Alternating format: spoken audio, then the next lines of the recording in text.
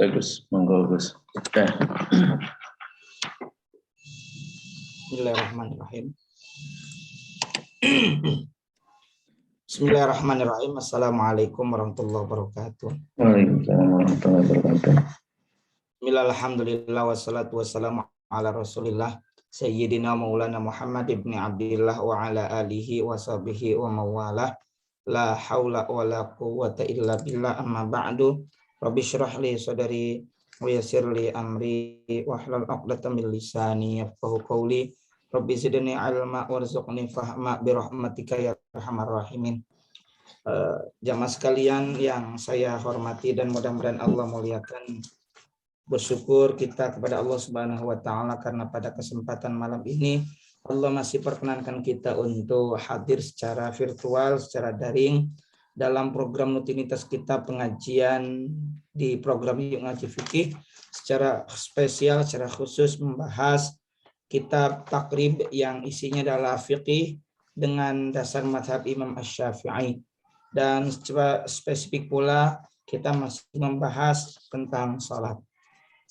Salawat beriring salamnya semoga senantiasa tercurahkan kepada Rasulullah Muhammad Sallallahu Alaihi Wasallam, juga teruntuk keluarga beliau, para sahabat beliau, para tabi'in, tabi'ut tabi'in, atba'ut tabi'in, hingga kita sekalian semoga termasuk dalam jajaran umatnya yang berusaha taat akan syariat dan menghidupkan sunnah-sunnahnya. Semoga kelak mendapatkan syafaatul uzma dari beliau di yaumil akhir nanti. Amin ya Allah ya Rabbal Alamin. Mengawali pertemuan pada kesempatan malam ini, kita awali dengan membaca suratul Fatihah. Semoga dengan keberkahan surah Al-Fatihah ini Allah mudahkan segala urusan kita, hasil maksud yang dicita-citakan, juga hasil dari pengajian ini berupa ilmu yang bermanfaat dan barokah.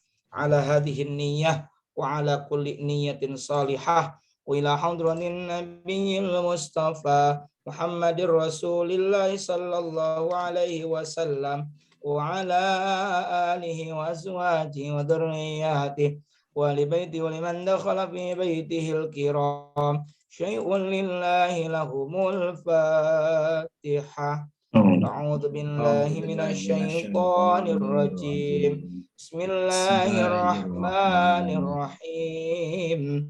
Alhamdulillahi rabbil alamin. Ar-Rahmanir Rahim. Maliki yaumiddin. Iyyaka na'budu wa iyyaka nasta'in. Ihdinas siratal mustaqim. Siratal ladzina an'amta 'alaihim ghairil maghdubi 'alaihim waladdallin. Rabbighfirli wa liwalidayya. Amin. Baik, jamaah sekalian rahimakumullah, kita akan melanjutkan pengajian kitab Matnul Ghayah wa Taqrib. Masuk ke dalam pasal selanjutnya, yaitu subbahasan, subpasal dari bahasan sholat, yaitu kesunnahan sholat. Yang ada PDF-nya, ya, pernah mungkin di-share oleh Kang Kris ya. Nah, itu ada di halaman berapa ya? Coba saya cek. Di halaman, ada yang pegang Kang Kris? Ini nih. Coba. Ada di, kalau yang terjemahan di halaman 13. Sorry, 12 ya. Bahasan tentang sholat. Terus kalau sholat, halaman 12. Oke. 12. Ini dia sunnah sholat. Itu ada ya. Bismillahirrahmanirrahim. Qala al-musannifu rahimahullahu ta'ala wa nafa'ana bihi wa bi'ulumihi fid darini amin. Wa sunanuha qabla dukhuli wa sunanuha. Kalau dalam penjelasannya, wassolatu sunanuha qabla dukhuli gitu. Dan sholat sunanuha sunnah-sunnahnya qabla dukhuli qabla itu sebelum ad-dukhuli masuk, fiha pada sholat syai'ani ada dua. Jadi kesunahan-kesunahan sebelum melaksanakan sholat. Jadi sebelum kita mendirikan sholat ada kesunahan. Syai'ani ada dua perkara. Mana saja? Al-adzanu, yang pertama adzan, kemudian yang kedua adalah wal iqamatu, iqamah. Titik segitu dulu. Itu qabla dukhul. Nanti ada bahasan wa ba'da dukhul. Di situ ya ada ya. Wasunanuha, dan kesunahan-kesunahan sebelum melaksanakan sholat itu ada dua perkara. Al-adzanu, yang pertama adzan. Apa itu adzan? Wa huwa lughatan al-i'lamu. Secara bahasa adzan itu adalah i'lam, memberitahu, ya. Atau bahkan, mohon maaf, ada yang lebih mendasar lagi, adzan ini semirip atau seperti dengan kata udhunun, artinya telinga. Jadi adzan itu seperti seakar dengan kata udhunun. Ya, sama-sama alif, dzal, nun. Udhunun artinya telinga. Kenapa demikian? Karena adzan itu hanya bisa didengar oleh orang-orang yang punya alat pendengaran yang disebut dengan uzunun, telinga, begitu. Jadi namanya adzan. Kalau di sini umumnya al-adzanu secara bahasa lughatan al-i'lamu, i'lam, memberitahu. Ya. Wa syar'an, dan menurut syara' apa itu adzan? Zikrun makhsusun. Zikrun adalah zikir tertentu, ya. Makhsusun secara khusus, tertentu. Lil i'lami, untuk memberitahu, bidukhuli waktu sholatin, tentang masuknya waktu sholat, mafrudatin, yang fardu. Nah, itu adalah adzan. Wa alfadhuhu masna, dan lafaz-lafaz adzan itu masna, dibaca dua kali. Illa takbiro, kecuali lafaz takbir Allahu Akbar. Awalahu, pada awalnya, fa'arbaun, maka dibaca 4 kali. Allahu Akbar, Allahu Akbar. 2. Allahu Akbar,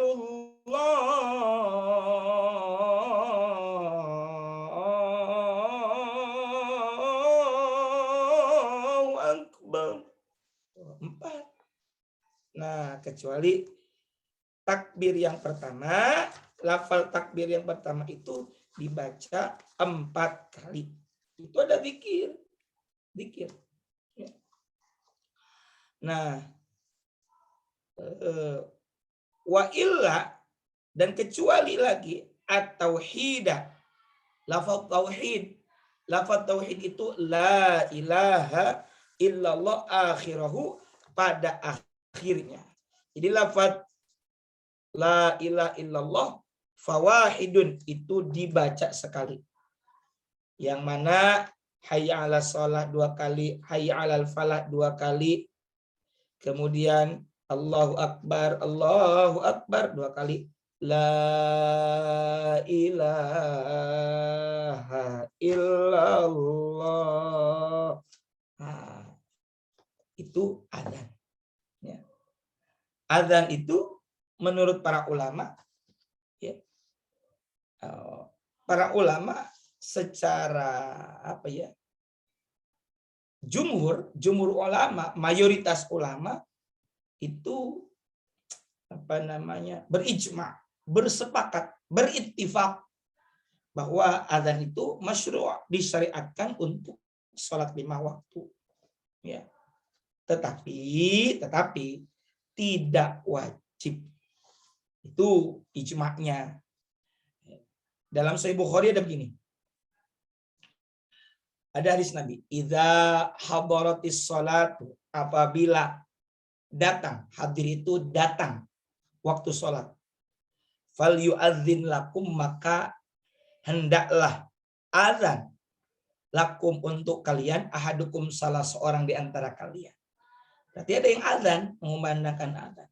Nah, dari empat madhab, ulama empat madhab itu ittifaq, sepakat bahwa tidak perlu adzan dan iqamah untuk sholat fardu kifayah, yaitu seperti sholat jenazah. Juga dalam sholat 2 hari raya, Idain, Idul Fitri, Idul Adha, juga sholat gerhana, sholat istisqa, tetapi cukup untuk sholat yang disebutkan tadi, cukup mengucapkan as-salatu jami'ah, atau kita salatu jami'ah rahimakumullah. As-salatu jami'ah itu salat berjamaah. Mari kita salat berjamaah. Atau kalau di kampung-kampung sering ditambahi dengan tambahan yang itu adalah sebagai bentuk i'lam, sebagai i'lan, pemberitahuan informasi bahwa salat akan dilaksanakan. Itu. Jadi azan itu untuk sholat yang bersifat fardu atau sholat maktubah. Kemudian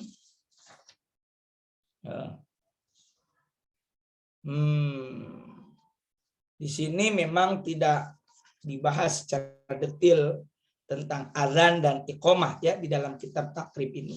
Tapi saya mencoba untuk membahas supaya kita paham, gitu ya. Tidak salah dalam memahami dalam masalah azan, gitu ya. Gini, ini saya kebetulan lagi buka kitab Hasyiah Qalyubi wa Umaylah ya. Wa innama yusra'ani lil maktubati dunan nafilah. Sesungguhnya azan dan iqamah itu disyariatkan lil maktubati, untuk sholat maktubah. Sholat maktubah itu ya sholat yang dipardukan, yang 5 waktu itu. Dunan nafilati, bukan sholat sunnah. Duha, sholat sunnah tahajud, sholat sunnah istikharah, atau sholat sunat yang diberjamaahkan sekalipun, itu tidak disyariatkan mengumandangkan azan. Wa yuqalu fil aidi, dan dikatakan pula fil aidi, dalam salat Aid, hari raya Idul Fitri dan Idul Adha, mimma tusyra'u fihil jama'atu, tuh yang mana fihi, pada itu salat Id, al jama'atu, padahal dilakukan berjamaah, misalnya kal kusufi, seperti salat kusuf ya, wal istisqa, hujan tadi gerhana, wat tarawih, salat sunat tarawih berjamaah tuh nggak disyariatkan adzan. Wat tarawih as-salatu jami'ah, nah cuma cukup mengucapkan as-salatu jami'ah ya. Kalau tadi saya bilang ada tradisi yang menurut saya bagus, yang mana disepakati, misalnya as-salatu tarawih jami'ah rahimakumullah. Kalau tadi as-salatu jami'ah, ini ditambahin salat apa emang? Salat tarawih. Oh, as-salatu tarawih jami'ah rahimakumullah. Salat tarawih, mari kita berjamaah. Wahai jamaah rahimakumullah. Semoga Allah merahmati kalian. Doa bagus. Kemudian ini berdasarkan apa? Liwurudihi fil hadits syaikhaini, karena adanya hadis fil hadits syaikhaini, dalam hadis 2 syekh ya, 2 guru besar, jadi Imam Bukhari dan Imam Muslim, fil kusufi, tentang salat kusuf, wa yaqasu binahu, dan yang lainnya itu dianalogikan, diqiyaskan, diseumpamakan. Artinya untuk salat sunnah yang lain pun tidak disyariatkan mengumandangkan adzan. Karena ada hadis begini, sholaitu, aku pernah sholat, ini kata Jabir bin Samurah, aku pernah sholat ma'an Nabi sallallahu alaihi wasallam bersama Kangjeng Nabi sallallahu alaihi wasallam al-aidaini, sholat sunnah 2 hari raya. Ghairu marratin wala marrataini.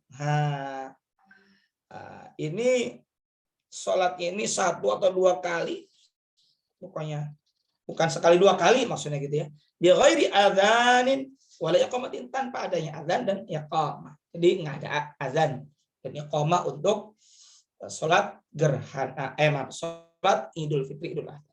Nah, dan dalam kitab Mughni Al-Muharrar bahwa disebutkan hukum azan sesudah imam dan khatib naik ke atas mimbar, tidak ada perbedaan dalam hal masyru' atau disyariatkan azan setelah imam khatib naik ke mimbar. Gitu.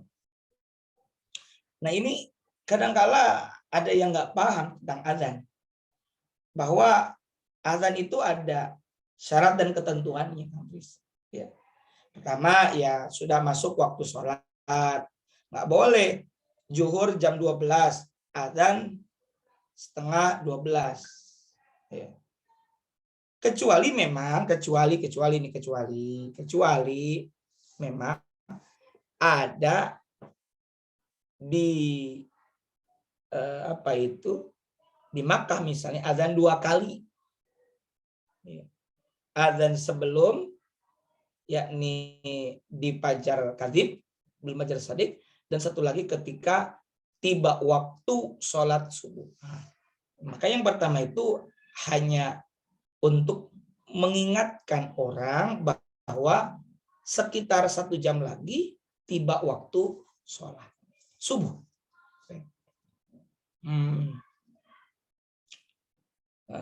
Kecuali katanya tadi untuk sholat subuh, waktu subuh, maka boleh azan sebelum fajar terbit, itu yang disebut dengan fajar kadzib.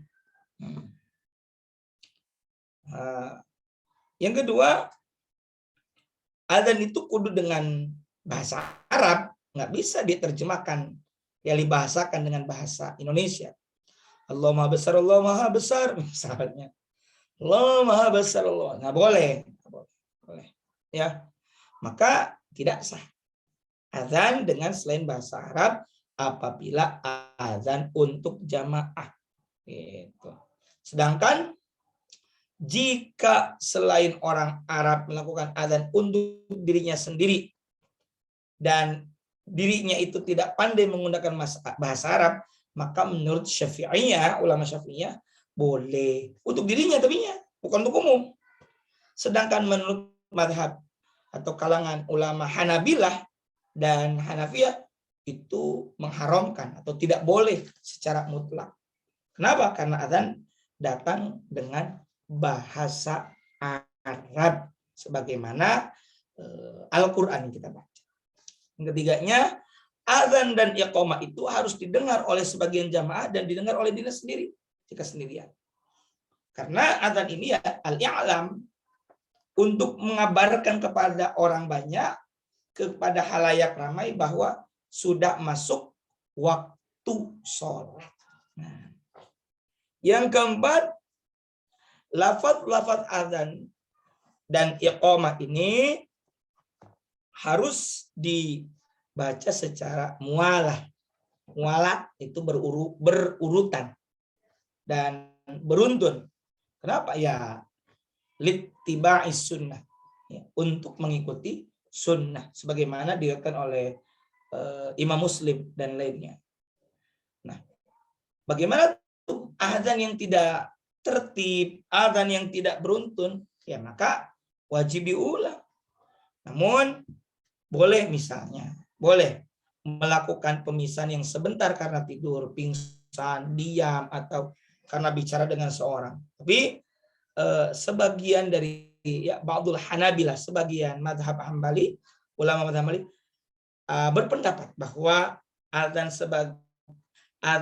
menjadi batal karena percakapan yang haram, meskipun sedikit, seperti Sedang ada nih, Allahu Akbar, Allahu Akbar, Allahu Akbar, Allahu Akbar. Lalu ada orang lewat. Kita yang sedang ada memaki, ya dengan makian lah. Jelek lu, hitam lu. Lalu lanjutkan lagi. Maka dalam mazhab Hanbali ini menjadi batal. Ya. Atau kalau dalam mazhab Hanbali juga, kalau sebagiannya juga nih berpendapat bicara diselingi dengan bicara itu tidak batal, seperti ya karena percakapan yang mubah dan penting. Allahu Akbar, Allahu Akbar. Misalnya Pak Jenny datang nih, Abdul sedang adzan, ya, yang biasa adzan sedang adzan. Lalu kata Pak Jenny, ya, Dul, di mana kunci? Di situ Pak. Nah, itu boleh. Ada kepentingan. Selama tidak ngobrol lama. Nah, dan secara mutlak kalau adzan menjadi batal itu kalau apa? Murtad yang adzan itu. Bila beres adzan lalu murtad, maka tidak batal. Kemudian dibaca secara berurutan dan beruntun, itu adalah syarat dalam mazhab Syafi'iyah dan Hanabilah. Jadi nggak boleh tuh hayya 'alas shalah, asyhadu an la ilaha illallah, tidak berurut. Nah, ini jadi syarat dalam mazhab kita, mazhab Syafi'iyah dan Hanabilah. Tapi kalau dalam Hanafiyah dan Malikiyah, berurutan itu adalah kesunahan. Dan tanpa ketertiban dan keberuntunan itu menjadi sah-sah saja. Cuma makruh, dibenci, itu menurut mazhab Malikiyah dan Hanafiyah. Gitu. Yang utama kalau terjadi kayak begitu, ya diulang lagi katanya. Lalu ini yang kelima. Termasuk syarat adzan dan muadzin itu dilakukan oleh satu orang. Bagaimana kalau misalnya apabila seseorang melakukan sebagian adzan kemudian diteruskan oleh orang lain? Saya adzan, Allahu Akbar, Allahu Akbar, Allahu Akbar, Allahu Akbar. Lalu Pak Jenny terusin adzannya, misalnya gitu. Nah, maka adzannya tidak sah. Begitu juga kalau dua orang melakukan adzan secara bergantian, sehingga setiap orang tidak membaca lafaz yang dibaca oleh orang lain. Allahu Akbar, Allahu Akbar. Lalu Pak Jenny misalnya, saya habis itu Pak Jenny, Allahu Akbar, Allahu Akbar. Lalu saya lagi misalnya, saya membaca yang pertama, Pak Jenny nggak baca. Pak Jenny baca yang kedua, saya nggak baca. Nah, ya, karena azan itu adalah ibadah badaniyah, sehingga tidak sah dilakukan oleh dua orang yang saling melengkapi. Nah, ini nih, di bagaimana yang terjadi di Cirebon misalnya, banyakan tuh.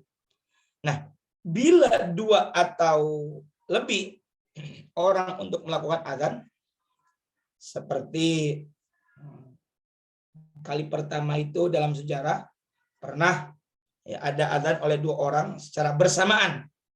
Itu adalah Bani Umayyah. Dan melakukannya secara sempurna, bukan bergantian, bukan. Saya azan bareng dengan Pak Jaini. Duet dari awal sampai akhir. Saya dan Pak Jaini mengucapkan dengan sempurna, dengan lengkap. Maka azannya sah. Tuh.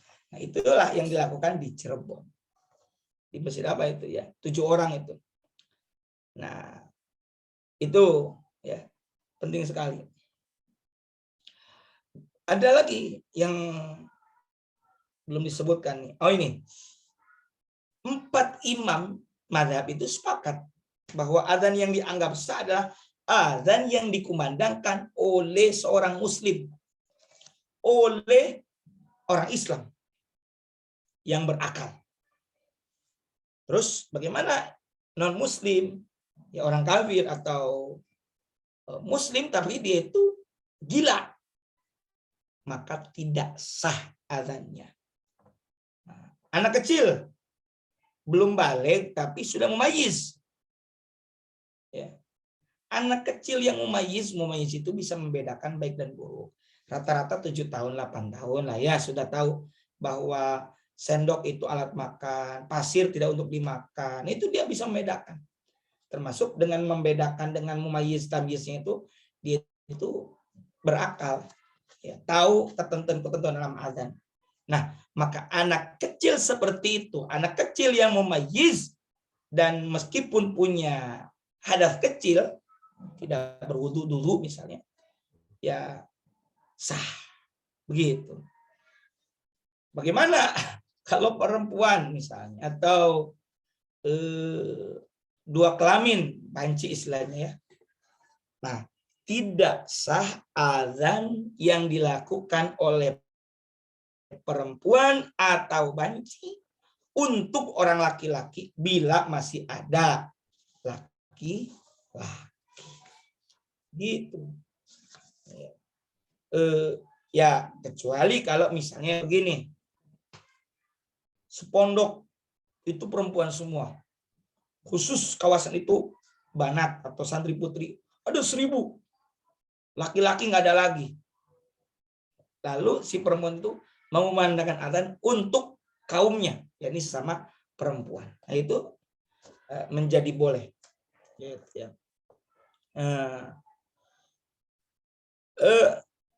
Ada kesepakatan lagi, ada ijma, ada ittifaqul ulama bahwa sebaiknya memilih muadzin yang tidak fasik. Yang tidak fasik itu apa ya? Yang sangat apik, waro, hati-hati, tidak sembarangan. Jangan mudah melakukan dosa. Orangnya sangat hati-hati dalam menjaga etika dan keseharian. Johiriyahnya sangat dijaga. Dari segi berpakaiannya bagus.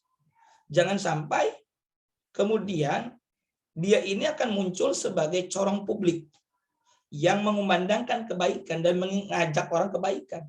Jangan sampai kemudian ada ungkapan, ini orang kayak udah bener aja. Nanti jadi mengundang orang gibah. Gitu ya. Ya bagus sebenarnya dia itu azan. Cuma tadi sebaiknya memilih muadzin yang tidak fasik. Apabila tidak diketahui keadaannya, maka sudah disepakati adanya. Ya udahlah, nggak apa-apa lah. Yang ada lagi, misalnya dia baru tobat, ya nggak apa-apa, nggak apa-apa. Dia sudah tobat ini. Ya. Bagaimana nih? Nih, saya langsung jawab saja. Ini sekeingat saya ini tentang adzan. Bagaimana kalau tadi kan jelas sah. Orang berhadas kecil, artinya dia kentut, dia bersentuhan kulit sebelum dengan perempuan yang bukan mahram, kentut, kencing, dia belum berwudu, sah secara hukum fikih. Hanya adabnya, etikanya, dia itu sudah berwudu. Kenapa? Ya, dia ini memanggil sholat. Dianya sendiri belum siap. Kayak bagusnya itu etikanya, dia berwudu dulu, lalu kumandangkan azan. Nah, bagaimana kalau misalnya ada seorang yang junub, berhadas janabah, dia keluar air mani, misalnya sperma, ataukah habis berhubungan badan, lalu subuh ini harus ada yang mengumandangkan azan nih, nggak ada lagi kecuali dia misalnya. Nah, bagaimana tuh azannya orang yang berjunub? Maka dalam kitab Al-Mughni disebutkan bahwa 3 imam mazhab, Imam Hanafi, Imam Maliki, Imam Syafi'i rahimahullah ta'ala, itu menganggap sah azan yang dilakukan oleh orang yang berjunub. Tapi Satu lagi berarti siapa? Imam Ahmad bin Hambal. Beliau menganggap tidak cukup. Artinya apa? Harus dihindari azan yang dilakukan oleh orang junub. Cuma memang perkara selanjutnya, masalah selanjutnya adalah ini orang junub ada di dalam masjid. Nah ini bermasalah. Gitu. Maka ya mestinya orang itu suci hadas kecil, hadas besar. Ya. Oke. Saya contohkan lafal azan. Allahu Akbar, Allahu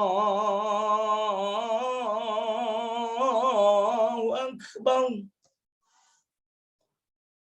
Allahu Akbar, Allahu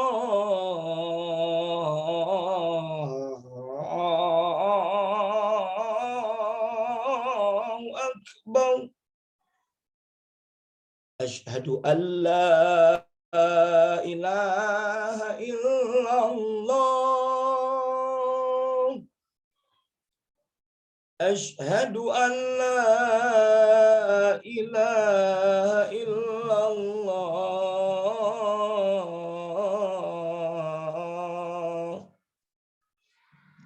Asyhadu anna Muhammadar Rasulullah.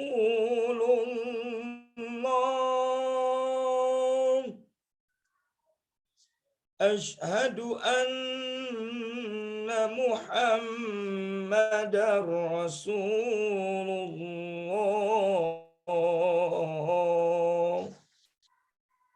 Hayya 'alas shalah.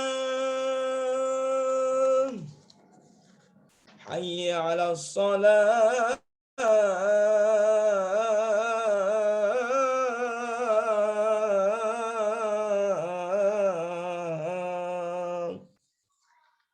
Hayya 'alal falah. Hayya 'alal falah.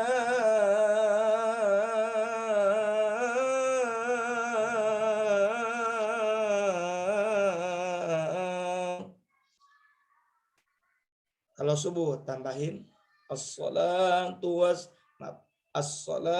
khairum minan naum. As-salatu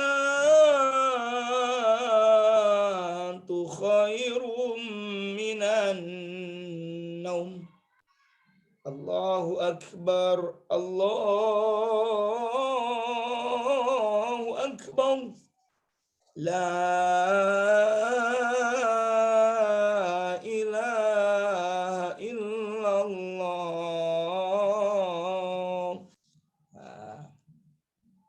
Sunnahnya berdiri dalam menggunakan azan. Ya, bagaimana kalau ada orang duduk ya? Kalau dia udzur, oke. Tapi kalau tidak ada udzur, dia lantas duduk atau bahkan tiduran, itu tidak boleh, ya. Tidak mendapatkan fadilah keutamaan azan. Kemudian sunnahnya lagi menghadap kiblat. Ini bahasan azan saja bisa 1 jam ini. Padahal ini penting. Kadang-kala ini jarang dibahas. Menghadap kiblat. Kemudian mengucapkan 2 kali takbir dalam sekali tarikan napas. Ya. Jadi tarik napas dulu. Allahu Akbar, Allahu Akbar. Kalau teknik kita meletakkan tangan kita di telinga, itu sebenarnya ada tujuan dan maksudnya. Apa maksudnya? Dia itu supaya menyiapkan tenaga. Bukan menutupi. Kalau menutupi dia tidak bisa mengontrol. Dengan begini dia mengontrol. Jadi supaya telinganya itu bisa mengecek ke seantero kanan dan kiri dia. Allahu Akbar, Allahu Akbar. Begini, bukan ditutupi. Gitu ya. Nah, jadi Allahu Akbar itu sekali tarikan nafas. Jangan sampai Allahu Akbar, Allahu Akbar. tidak demikian sunnahnya. Kemudian memasukkan 2 jari ke 2 telinganya sebagaimana hadis Sahih Bukhari. Ini ya tuh tadi saya bilang. Ya, 2 jari ke 2 telinganya. Ini penutup bukan, masukannya begini. Supaya lebar di telinga kita. Ya. Supaya bisa mengontrol kanan dan kiri kita. Apakah suara kita ini keras atau tidak, kira-kira begitu. Kemudian termasuk sunnah lagi adalah dalam azan dengan suara yang bagus dan keras. Bagusnya begitu. Seperti ada muadzin Rasul itu Bilal bin Rabah dan Ibnu Ummi Maktum. Nah, kemudian ini yang saya sering perhatikan dan terlupakan. Orang yang iqomah itu menurut 4 imam mazhab ya disunnahkan oleh orang yang mengumandangkan azan. Ya. Terus bagaimana muadzin yang mengumandangkan azan dan yang iqomah beda? Ya boleh, cuma sunnahnya itu. Kalau misalnya azannya siapa, muadzin siapa? Pernah terjadi di zaman Nabi. Muadzinnya Bilal bin Rabah, iqomahnya pernah Abdullah bin Zaid, pernah. Makanya sunnahnya ya muadzin dan iqomah itu juga. Muadzin yang adzan, iqomahnya oleh itu juga. Nah, makanya begini. Dalam sholat Jumu'ah kan suka ada tuh kalau di masjid-masjid yang madzhab Syafi'iyah, masjid-masjid NU juga utamanya, itu ada azan waktu, masuk waktu, kemudian setelah itu sholat sunnah qobliyah dulu, lalu ada Bilal atau Murokki itu kan yang menaikkan, mempersilahkan khatib naik ke atas mimbar, lalu azan. Nah, kemudian ada iqomah. Nah, misalnya ini orangnya beda. Ini muadzin, ini murokki. Maka muadzinnya misalnya Kang Tris. Murokkinya Pak Jaini. Maka iqomahnya itu sunnahnya adalah siapa tadi? Kang Tris lagi. Ya. Yang adzan tadi. Begitu sunnahnya. Gitu. Kemudian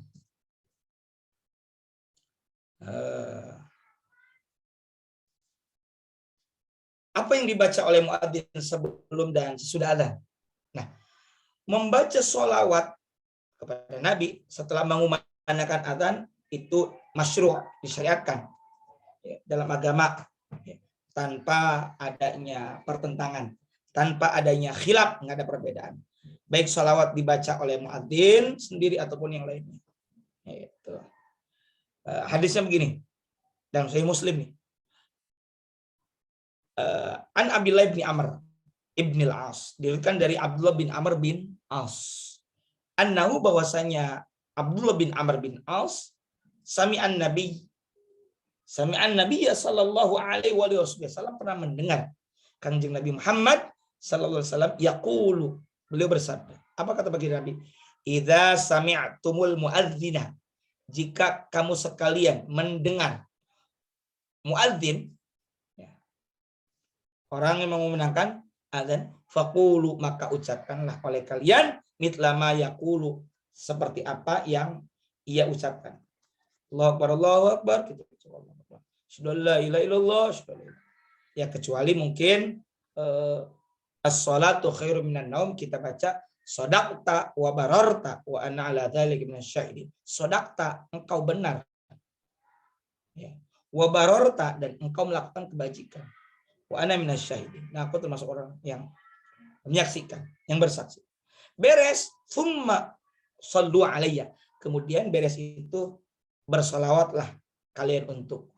Makanya dalam doa beres adzan kita sisipkan sholawat, ataupun sebenarnya sudah mencakup Allahumma rabb hadhihi da'wati tammah wassalatil qa'imah ati sayyidana Muhammadanil wasilata wal fadilah wasyarafa wad darajatal aliyatar rafi'ah wab'athu maqamam mahmudanil ladzi wa'adta innaka la tukhliful mi'ad. Gitu. Nah, kemudian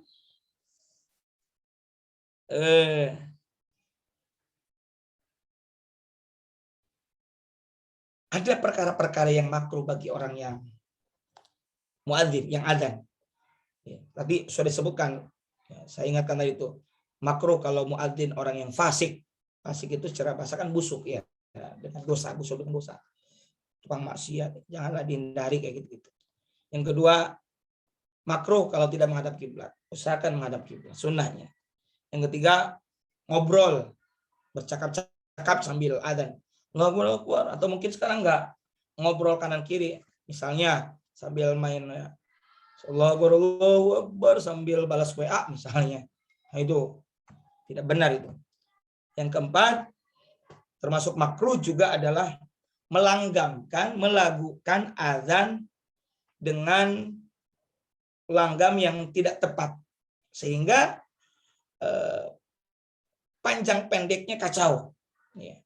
Berubah irama dari satu lafaz ke lafaz lain, memanjangkan, memendekkan, sehingga mengubah arti. Ini fatal.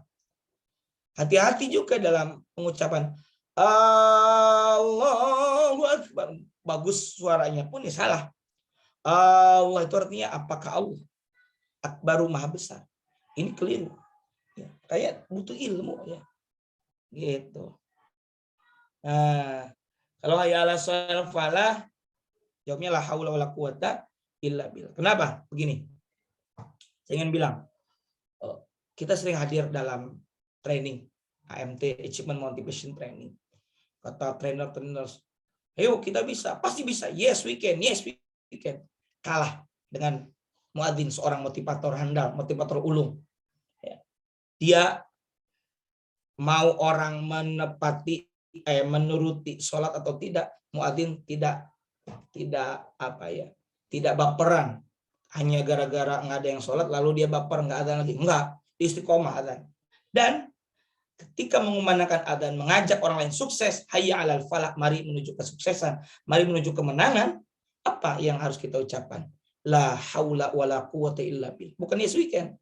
La haula, tidak ada daya untuk mengerjakan ketaatan, wala quwwata, dan tidak ada kekuatan untuk meninggalkan kemaksiatan, illa billah, kecuali dengan pertolongan Allah al-ali, yang maha agung, yang maha luhur, al-azimi, dan maha agung. Itu. Ya. Beres adzan, baca doanya. Ya. Kemudian kita bahas satu lagi iqamah. Wal iqamatu. Nah ini. Dan sunnah sebelum sholat adalah iqamah. Wa huwa masdaru aqama. Ini iqamah adalah bentuk masdar. Apa masdar itu ya? Dalam bahasa Inggris. Dari kata aqama, fi'il madhinya, lafaz aqama. Berdiri, tegak, menegakkan. Thumma sumya, kemudian sumya dijadikan nama bihi, dengan itu aqama, adzikru, zikir, panggilan, peringatan, al-makhsusu, yang tertentu. Kenapa? Li'annahu yuqimu ila sholati, karena sungguhnya zikir tersebut apa? Yuqimu ila sholati, berfungsi untuk mendirikan sholat. Wa innama yushra'u kullun minal adhani, dan sesungguhnya yusra'u, disyariatkan, kullum minal adhani, masing-masing dari adzan, wal iqamati, dan iqamah, lil maktubati, ini untuk sholat maktubah, sholat fardu. Wa amma ghairuha, dan adapun selain sholat fardu, fayunadalaha, maka dipanggil, dikumandangkan, diserukan laha untuk mendirikan sholat selain sholat fardu itu dengan redaksi as-sholatu jami'atan. As-sholatu jami'atan. Gitu, ya. Nah, kalau iqamah Allahu Akbar, Allahu Akbar. Asyhadu an la ilaha illallah. Asyhadu anna Muhammadar Rasulullah. Hayya 'alas shalah, hayya 'alal falah. Qad qamatis shalah, qad qamatis shalah. Jadi qad qamatis shalah 2 kali. Allahu Akbar, Allahu Akbar. La ilaha illallah. Gitu. Nah,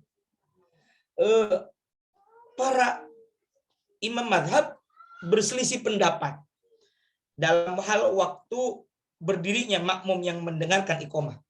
Kapan sih makmum itu berdiri saat iqamah? Apakah sejak awal atau ketika hayya 'alas shalah atau ketika hayya 'alal falah atau ketika qad qamatis shalah?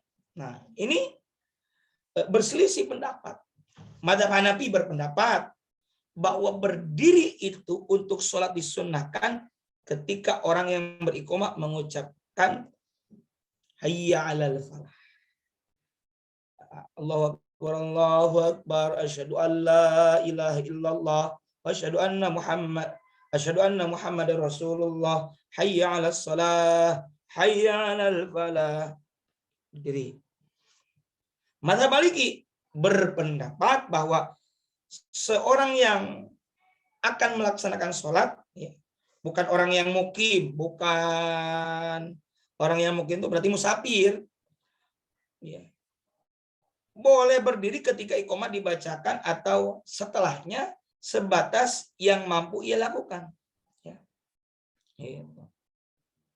Nah, ini dibatasi waktu tertentu. Nah, tapi bagi makmum mukim, berarti misalnya gini, saya ada di kampung ini, di masjid wilayah saya, dan saya akan sholat. Maka saya berdiri sejak iqamah itu kali pertama dikumandangkan. Tes misalnya. Allahu Akbar, Allahu Akbar. Asyhadu. Ketika Allahu Akbar kita berdiri. Itu menurut mazhab Imam Malik. Menurut mazhab Syafi'i berpendapat bahwa berdiri untuk melaksanakan sholat disunnahkan setelah orang yang beriqamah itu selesai. La ilaha illallah. Baru berdiri. Doa sudah iqamahnya begini.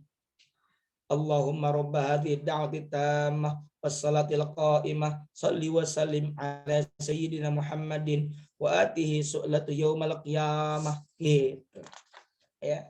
Nah, itu masalah iqamah. Nah, saya kira sementara ini dulu kita baru bahas sunnah sebelum sholat ada 2. 1 adzan, 2 iqamah. Masya Allah. Bahasan ini saja hampir 1 jam nih, 40-an menit. Tulis ya. Ini saja dulu lah sementara yang bisa kami sajikan. Semoga manfaat dan barokah dan menambah pengetahuan kita semua. Amin ya Allah ya Rabbal alamin. Amin ya Allah ya Rabbal alamin.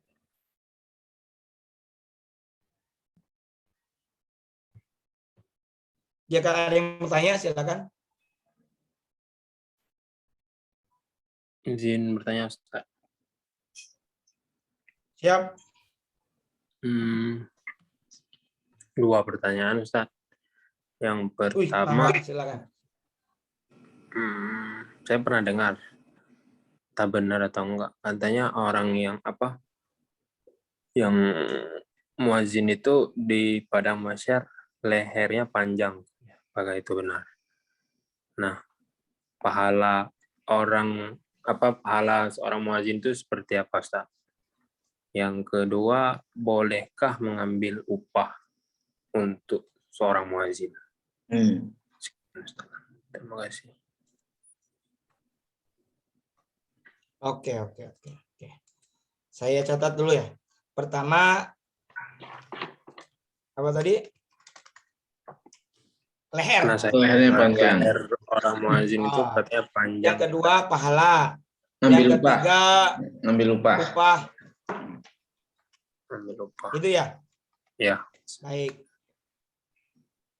Nah, Bismillahirrahmanirrahim. Yang pertama, hadis bahwa leher orang muadzin itu atau leher orang yang mengumandangkan adzan itu panjang. Ya, betul. Ada dalam Sahih Muslim. Riwayatnya riwayat dari Muawiyah bin Abi Sufyan. Baginda Rasulullah Muhammad sallallahu alaihi wasallam bersabda, al-muadzinuna, banyak, jamak plural. Orang-orang yang mengumandangkan adzan itu awwalun nasi a'naqon. Awwal itu tul itu jalan tol kan panjang. Adalah manusia yang paling panjang, a'naqon halnya lehernya, artinya yang memiliki leher yang paling panjang di antara manusia. Yaumal qiyamati, pada hari kiamat. Apa maknanya? Nih, Imam Nawawi dalam Syarah Sahih Muslim, beliau mengatakan ini. Ada yang mengatakan bahwa maknanya adalah orang yang paling banyak menampakkan rahmat Allah. Itu maknanya. Kemudian ada juga ulama yang menafsirkan bahwa yang dimaksud adalah orang yang paling terlihat banyak mendapatkan pahala. Jadi makna lehernya panjang itu simbol saja. Tapi makna hakikinya adalah para ulama mengartikan orang yang paling banyak terlihat mendapatkan pahala karena simbol dari suara itu dia menarik napas walaupun alatnya hidung tapi melalui leher. Kira-kira begitu. Kemudian apa? Tadi pahala ya. Banyak sekali keutamaan dan pahala bagi orang-orang yang azan. Ya. Mana misalnya dalam Sunan Abu Daud kalau tidak salah. Kata Nabi begini. Ya'jabu rabbukum. Ya'jabu rabbukum. Ya'jabu rabbukum. Fa'ilnya, subjeknya rabbukum. Tuhan kalian, ya'jabu atau ya'jubu ya. Itu takjub, itu kagum. Min ra'i ghanamin. Kepada si penggembala kambing fi ra'si syadhiyatin, yang berada di atas puncak gunung ya, bijabalin, yang mana yu'adzinu bis sholati.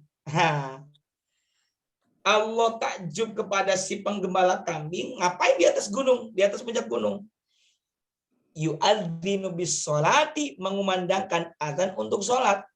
Wa yusolli, dan ia kemudian mendirikan sholat. Apa kata Allah nih? Fayaqulullahu azza wa jalla, lantas Allah Ta'ala berfirman. Allah azza wa jalla berfirman ila abdi. Ya, apa kata Allah itu dalam hadis qudsi, dalam firman ini nanti itu kata Allah, unzuru ila abdi hadza yu'adzinu wa yuqimus shalah. Lihatlah oleh kamu sekalian, ila abdi, kepada hambaku, di mana hadza yu'adzinu, ini orang mengumandangkan adzan, wa yuqimus sholata, dan mendirikan salat, yakhafu minni, karena ia takut kepadaku, faqad ghafartu li abdi, maka sungguh aku telah ampuni ya li abdi, untuk hambaku, maksudnya untuk dosa-dosa hambaku, wa adkhaltuhul jannata, dan aku memasukkannya ke dalam surga. Bahkan yang luar biasa nih, kadang-kala suka ada orang yang sombong sama imam, lu mah cuma jadi muadzin. Sayyidah Aisyah pernah berkata begini ya. Kata Aisyah, aku pernah dengar Rasul bilang begini, al imamu dhaminun, imam adalah penjamin, wal muadzinu mu'tamanun, ini ungkapannya. Sedangkan muadzin adalah orang yang diamanahi untuk mengumumkan waktu sholat. Fa arsyadallahu, semoga Allah memberikan irsad itu petunjuk al-a'immata, kepada para imam, wa'afa 'anil muadzinina, dan mengampuni para muadzin. Nah, ini hadis dan tadi sebelumnya menunjukkan bahwa seorang muadzin itu lebih utama daripada seorang imam. Karena yang namanya amanah lebih tinggi daripada memberi jaminan. Juga magfirah atau ampunan lebih utama daripada irsyad, petunjuk. Nah, yang menjadi pendapat dalam mazhab Syafi'i, muadzin lebih utama daripada imam berdasarkan tadi dalil-dalil tadi. Sampai-sampai kata Sayyidina Umar bin Khattab begini, seandainya aku bukanlah khalifah yang mesti jadi imam sholat, tentu aku akan mengumandangkan azan. Tuh, luar biasa. Nah, itu diantara keutamaan-keutamaan muadzin, gitu ya, Kang apa? Atau Mas Reza ya, gitu. Kemudian, bolehkah muadzin menerima upah? Oke. Dalam masalah ini, Mas Reza, ada perbedaan pendapat di kalangan ulama 4 mazhab. Tapi kalau boleh saya berikan garis besarnya, ada 2 pendapat tentang kebolehan muadzin mengambil bayaran. Sebagaimana ini ada dalam al-fiqh al-islami, al-fiqh ala madzahibil arba'ah. Pertama, menurut ulama Hanafiyah dan Syafi'iyah, ketika seseorang bertugas sebagai muadzin, maka dia boleh mengambil bayaran. Asal jangan menghargakan. Ya sama ini kayak imam, guru, dan lainnya. Maka boleh mengambil bayaran. Mengambil. Ya, atas tugasnya itu. Cuma umumnya nih kalau mau tahu, bahasanya itu bisyarah. Bisyarah itu kan ada kata basyirah, gembira. Kalau kata orang Sunda kadede, penggembira lah gitu ya.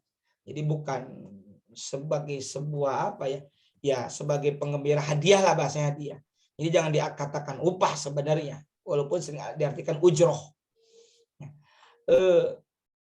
Ya juzu akhdul ujroh alal adhani wa nahwihi kal imam wa tadris bittifaq al-Hanafiyah wa Syafi'iyah. Begitu.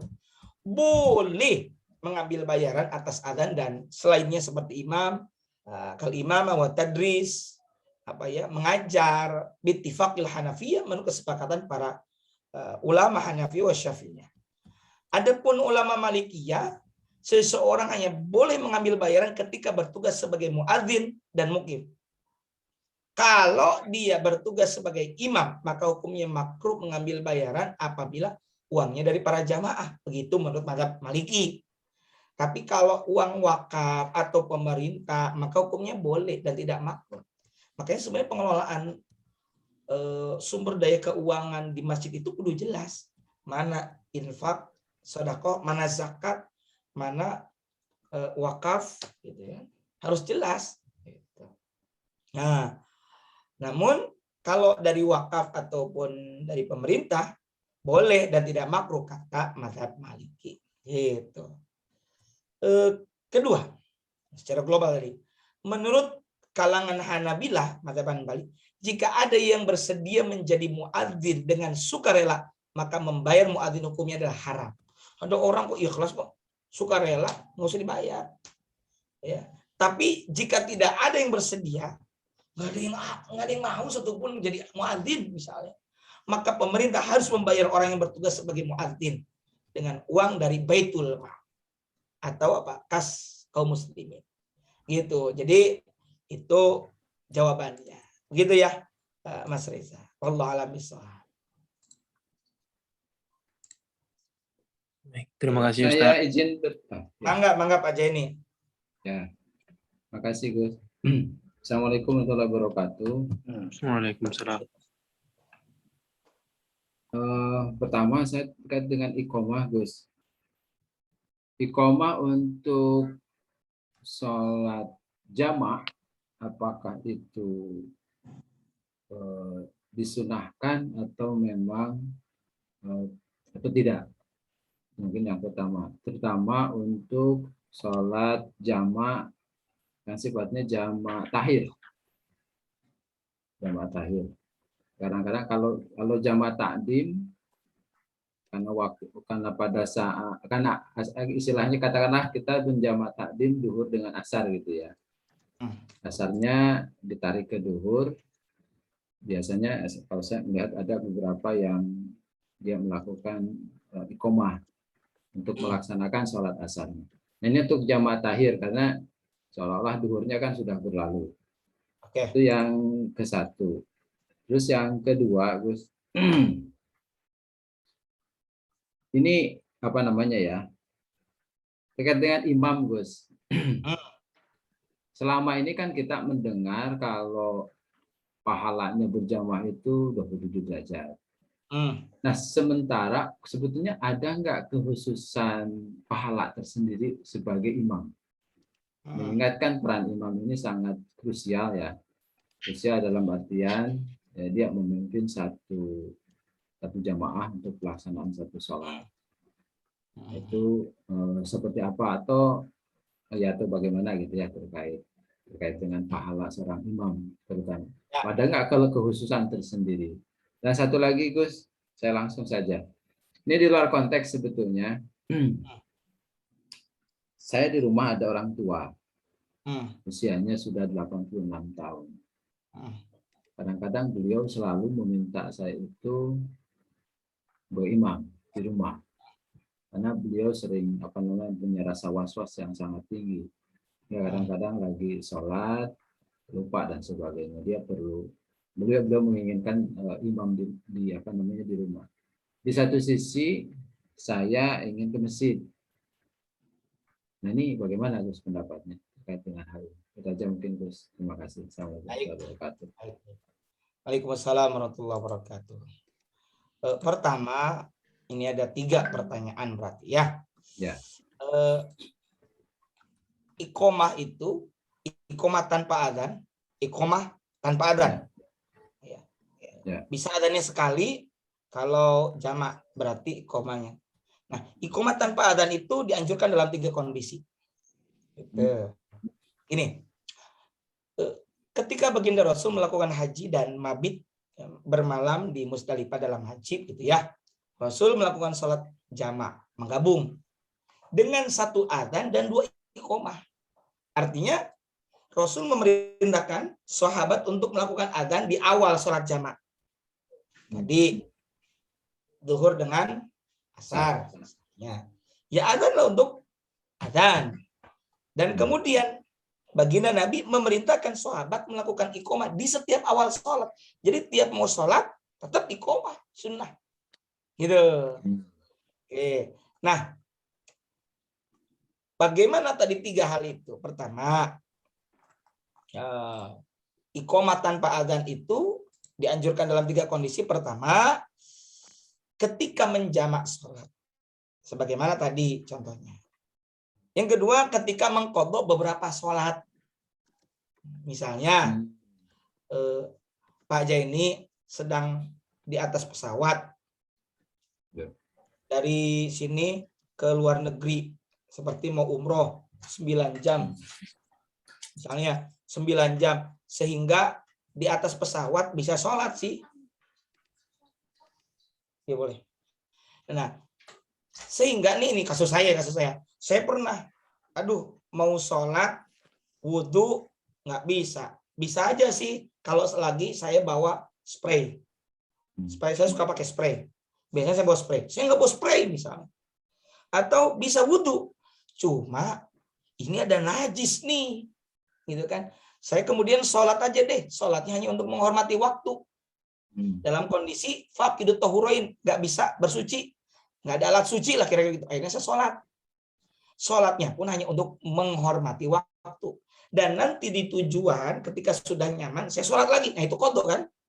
Nah, saya qadha misalnya 2 waktu sholat. Misalnya ya, saya qadha zuhur, asar di waktu maghrib misalnya. Nggak bisa jalan nih. Qadha misalnya. Qadha lah intinya. Maka untuk setiap sholat yang didirikan, saya qomat dulu. Meskipun untuk sendiri. Allahu Akbar, Allahu Akbar, asyhadu an la ilaha illallah, asyhadu anna Muhammadar Rasulullah, hayya 'alas shalah, hayya 'alal falah, qad qamat shalah. Gitu. Ya. Oke. Jadi misalnya kita terlewat 2 sholat, yakni sholat subuh dan zuhur karena tertidur, maka saat mengqadhanya kita melakukan adzan dan iqomah di sholat yang pertama. Dan iqomah saja tanpa adzan di sholat yang kedua. Gitu. Nah, ini juga berlaku untuk lebih dari 2 yang diqadha misalnya. Gitu. Yang ketiga, Iqomah tanpa adzan ini dianjurkan dalam 3 kondisi adalah jika semua orang sudah berkumpul dan tidak ada niatan lagi untuk memanggil para jamaah. Misalnya, sebelum masuk waktu sholat, sudah ada acara terlebih dahulu di masjid. Ketika sudah masuk waktu sholat, semua orang yang hadir sudah siap melakukan sholat. Maka cukup melakukan iqomah saja tanpa adzan. Gitu. Ini pernah dialami oleh Rasul dan para sahabat ketika perang Khandaq. Ini suatu waktu kata Abu Sa'id begini, ketika kami terhalang untuk melakukan sholat pada saat perang Khandaq, sampai tiba waktu maghrib, kemudian Rasul manggil Bilal dan memerintahkan Bilal iqomah saja untuk sholat zuhur, dan Rasul melakukan sholat zuhur, kemudian Bilal melakukan iqomah untuk sholat asar, dan Rasul sholat asar, lalu Bilal melakukan iqomah untuk sholat maghrib. Berarti 3 waktu nih. Dan Rasul pun sholat maghrib, setelah itu Bilal iqomah sholat isya, dan Rasul pun sholat isya. Itu. Nah, ini yang pernah dialami oleh baginda Rasulullah SAW. Tapi hemat saya begini, kalau misalnya pengajian maghrib sampai waktu isya lewat setengah jam, isya itu jam 19.00 misalnya, ini pengajian sampai 19.30 baru selesai, ya tetap sunnah mengumandangkan azan. Gitu ya Pak Jenny ya. Kemudian untuk jamaah takhir pun tetap dianjurkan untuk disunahkan untuk iqomah ya Gus ya. Iqomah, pokoknya untuk setiap sholat dianjurkan iqomah. Karena iqomah itu adalah satu pengumuman, kira-kira begitulah, bahwa kita ini mau mendirikan sholat. Oke. Kemudian tentang apa tadi? Keutamaan ya, keutamaan imam menjadi imam sholat. Ada apa itu dalam kitab apa saya lupa. Dikatakan kira-kira beginilah. Kadang-kadang prinsipnya pada nggak mau kan Gus. Gini. Ini biar tahu ya, bahwa imam itu besar pahalanya. Itu kata Nabi begini, fal imamatu fis sholati la fadilah. Bukan kata Nabi, bukan. Ini kutipan fatwa kalau tidak salah. Fal imamatu fis sholati fadilatun fi nafsiha. Gitu. Imam dalam sholat itu memiliki fadilah fi nafsiha. Maksudnya itu keutamaan tersendiri. Barang siapa faman taqallada wa qama bihaqqi faqad hasala ala ajrin azimin. Barang siapa yang melaksanakannya dengan baik, maka akan mendapatkan pahala yang agung. Kenapa? Karena Nabi telah mengemban tugas menjadi imam. Ya bukan sekedar imam pimpinan negara, bukan itu saja. Para sahabat pun, khulafaur rasyidin bukan pimpinan negara saja, itu sekaligus jadi imam. Nabi jadi imam, khulafaur rasyidin setelah beliau pun sama jadi imam, dan beliau ya ini Kanjeng Nabi dan para sahabat khulafaur rasyidin itu tidak mengemban tugas untuk adzan, dan mereka tidak memilih sesuatu kecuali yang paling utama, yakni imam. Ya.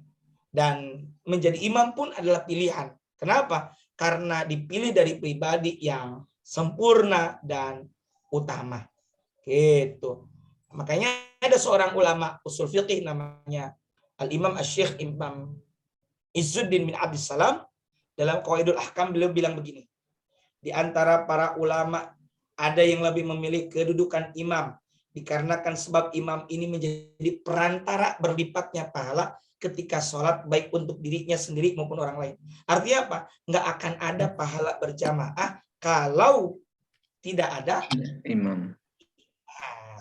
Jadi menjadi imam itu satu sisi besar pahalanya, tapi ingat sisi yang lain pun adalah memiliki resiko. Makanya kenapa misalnya jamaah itu harus kondusif, anak-anak mohon ditenangkan. Jadi imam tuh nggak gampang. Ada sholat Jum'ah itu harus niat jadi imam, ya harus keterkaitan barang. Nah, kalau di luar, kalau sholat fardu biasa, imam nggak niat jadi imam, ya dia saja nggak dapat pahala berjamaah, makmumnya dapat. Tapi kalau Jumatan, si imam harusnya jadi imam. Kalau enggak, ya semuanya gugur. Nah, semuanya batal. Di situ pentingnya niat imam. Di situ juga kenapa mungkin ya DKM memberikan porsi ataupun pos anggaran bisyara untuk imam ini karena memang beban dan tanggung jawabnya besar di situ. Gitu. Makanya jadi imam itu besar pahalanya. Gitu. Sebab menjadi sebab kita semua sebagai makmum jamaah mendapatkan pahala yang berlipat ganda yang disebutkan 25 atau 27 derajat. Yang bilang 25 terus katanya ada informasi gini juga. Kalau di antara jamaah ada yang tidak suka dengan salah satu imam, itu menggugurkan dia sebagai imam atau membatalkan sholat jamaahnya, apa betul? Baik. Itu imam tapi tidak disukai, gitu ya. Itu. Gini, ada hadis Nabi. Salah satun la tujawizu sholatum adzanahum. Ya. Ini saya agak panjang dikit nggak apa ya. Salah satu ada 3 orang lah persisnya. La tujawizu sholatum adzanahum. Yang sholatnya tidak bisa naik melebihi telinganya. Tujawizu itu melewati secara bahasa. Ada 3 kelompok la tujawizu yang tidak melewati sholat mereka itu adzanahum melebihi telinganya. Artinya nggak akan naik, nggak bisa naik, nggak diterima, kira-kira begitulah. Gitu. Itu hadisnya begitu ya. 3 orang yang sholatnya tidak bisa naik, yang sholatnya sekali lagi, yang sholatnya tidak bisa naik melebihi adzanahum, bukan adzan, telinga. Siapa saja? Al-abdu al-abiqu hatta yarji'a. Pertama, budak yang lari dari tuannya sampai dia kembali. Dulu ada hamba saya. Yang kedua, wa mra'atun batat wa zawjuha 'alaiha sakhitun. Wanita yang menjalani waktu malamnya tidur maksudnya. Sementara suami murka kepadanya. Gitu. Ya, tanda petik hubungan suami istri itulah makanya rukun. Wa imamu qaumin. Yang ketiga, dan imam sebuah kaum, sebuah jamaah, wahum lahu karihuna. Sementara para jamaah membencinya. Gitu. Ini dalam Tirmidzi. Kualitasnya hasan. Kemudian Imam Tirmidzi ini menyebutkan keterangan dari salah satu perawi hadis bilang begini. Ini Mansur ya. Mansur ini bertanya, Syekh Mansur ini bertanya kepada gurunya Hilal bin Isaf ya kalau salah. Fasa'alna an amril imam. Faqila lana innama ana bihadza a'immatan dhalamatan fa amma man qama sunnah fa innamal itsmu ala man karihahu. Kami, kata Mansur bertanya kepada Hilal, kepada gurunya itu, kami pernah bertanya tentang imam yang sholatnya tidak sah. Ini nanti tentang imam dibenci ini saya akan sampaikan ada selisih pendapat. Faqila lana innama ana bihadza a'immatan dhalamatan. Apa katanya? Yang dimaksud oleh hadis adalah para imam yang menyimpang. Nah, adapun fa amma man aqama sunnah, adapun imam yang menegakkan sunnah, fa innamal itsmu ala man kariyahu. Maka dosanya kembali pada orang yang membencinya. Jadi begini juga Pak Jaini. Yang dibenci itu bukan sifatnya subjektif. Ya. Bukan berarti misalnya saya kesal tadi motor saya disenggol sama dia. Bukan itu, tapi yang menyelisihi syariat. Gitu. Lanjutnya gini, biar paham. Apa sebab kebencian itu misalnya? Tadi gurunya namanya Hilal bin Isab, termasuk salah satu yang menjelaskan itu. Ada penjelasan dari Al-Khattabi. Waqala Al-Khattabi. Imam Al-Khattabi mengatakan gini, yang lebih mendekati bahwa ini ancaman berlaku untuk orang yang tidak layak jadi imam, tapi dia memaksakan diri untuk jadi imam. Dia tuh nggak layak jadi imam, tapi dia memaksakan diri jadi imam. Sehingga banyak orang yang tidak suka ketika dia jadi imam. Adapun orang yang berhak jadi imam, ya, kalau ada yang benci, maka celaan itu fa amma in kana mustahaqqan lil imamah falum ala man kariyahu duna. Maka celaan itu kembali kepada orang yang membencinya. Gitu. Jadi jangan disalahpahami makmum nggak suka dengan imam. Nggak suka karena apa? Subjektif atau objektif. Oke, ya. Maka saya akan sedikit garis besar, saya kasih bold gini. Ini dalam mazhab Syafi'i. Wa yukrahu ayyusall ar-rajulu biqaumin wa aktsaruhum lahu karihun. Itu dimakruhkan seseorang salat menjadi imam bagi suatu kaum. Padahal apa? Padahal wa aktsaruhum mayoritas dari kaum itu tidak menyukainya. Gitu. Jadi ini yang tadi disebutkan oleh Pak Jaini, ya. Maka jadi imam itu ya apa namanya harus menjaga zohir dan batinnya. Kira-kira begitu seperti halnya imam tadi. Begitu Pak Jaini ya. Ya. Dan terakhir tadi pertanyaan orang tuanya. Ya, kita dahulukan yang lebih utama dan lebih maslahat. Hemat saya begitu saja. Kalau ternyata maslahatnya daripada ini orang tua kasihan ini dan itu ya boleh, tapi bagusnya lagi dibagi jadwal dan waktu saja. Kita bijaksana saja. Gitu. Allah dalam artian itu tidak menghilangkan pahala berjamaah atau keutamaan. Ada kan sebagian riwayat mengatakan manakala seorang laki-laki mendengar seorang adzan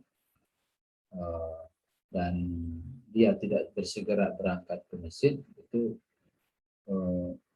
dikatakan sebagai orang yang munafik, katanya. Oh betul. Nah ini saya agak khawatiran ke sana. Apakah memang ada seperti itu, Gus? Gimana? Ada yang mengatakan kalau ada seseorang mendengar azan dan dia tidak bersegera ke masjid, padahal dia sebetulnya mampu, itu tergolong orang yang munafik. Betul, ada hadis seperti itu. Ya, baik. Artinya kalaupun saya melakukan hal, katakanlah membuat satu penjadwalan di masjid dan di rumah. Nah, yang di rumahnya ini karena memang ada alasan dari orang tua, itu tidak menjadi bagian dari kaum yang itu, gitu maksud saya. Baik. Nabi bersabda begini, man sami'an nida'a, barang siapa yang mendengar nida, suara seruan azan, falam ya'ti, lantas dia tidak mendatanginya, memenuhinya, fala sholata lahu, maka tidak ada salat baginya illa min udhrin, kecuali ada udzur. Nah, pernah ditanyakan kepada Ibnu Abbas, apa yang dimaksud dengan udzur itu? Lalu kata Ibnu Abbas radhiyallahu ta'ala anhu, yaitu rasa takut atau tidak aman dan sakit. Nah, pernah ada lagi seorang buta datang kepada Nabi, Abdullah bin Umi Maktub, ya Rasulullah, saya nggak ada lagi yang menuntut pergi ke masjid. Apakah saya punya keringanan untuk sholat di rumah? Lalu apa kata Nabi? Hal tasma'un nida'a bis shalah. Apa kamu mendengar seruan untuk sholat? Qula na'am. Ya, kami mendengar. Qala fa'ajib. Penuhi kalau begitu. Itu panduan-panduannya. Itu saja mungkin jawabannya, Kang Gus. Pak Jenny. Iya, makasih, Gus. Baik. Ini saja mungkin Ya, Bapak Ibu sekalian yang saya hormati, dan mudah-mudahan ada manfaat dan semoga Allah membimbing kita dalam kebaikan. Kita dengan astagfirullahaladzim ya maulana ya ma'budi karim ya Allah ya mujibas sa'ilin. Amin ya Allah ya rabbal alamin. Bismillahirrahmanirrahim. Alhamdulillahi rabbil alamin. Allahumma shalli ala sayyidina Muhammad wa ala alihi ajma'in. Allahumma ij'al hadha jam'ana jam'an marhuma. Tafarruqana min ba'di tafarruqan ma'suma. Allahumma rabbana anfa'na bima 'allamtana. Rabbi 'allimna allati yanfa'una. Rabbi faqina faqih lana. Aqarabatil lana fi dinina. Ma'alil qadri unta wa dzakar wa hasbunallahu ni'mal wakil wa la haula wa la quwwata illa billahil aliyil azim. Sallallahu ala sayyidina Muhammad wa ala alihi wasallam. Subhana rabbika rabbil izzati amma yasifun. Salamun alal mursalin. Alhamdulillahi rabbil alamin. Mohon maaf atas kekhilafan. Allahul muwaffiq ila aqwamit thoriq. Assalamualaikum warahmatullahi wabarakatuh. Waalaikumsalam Waalaikumsalam. warahmatullahi wabarakatuh.